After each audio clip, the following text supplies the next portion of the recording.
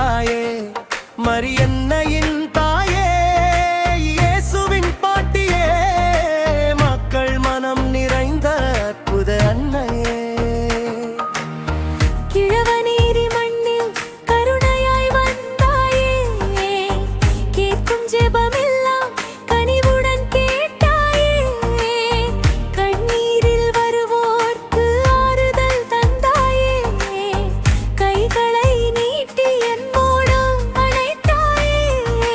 எளியை மனவலிகள் எல்லாம் உன்னருள் கரைந்ததே. மரியன்னை வளர்த்த தூய அன்னையே, மகிமையின் பாதையை உலகுக்கு காட்டினாயே. இயேசுவின் அன்பை இதயத்தில் விதைத்தாயே, எங்கள் குடும்பங்கள் வாழ ஆசிகள் தந்தாயே.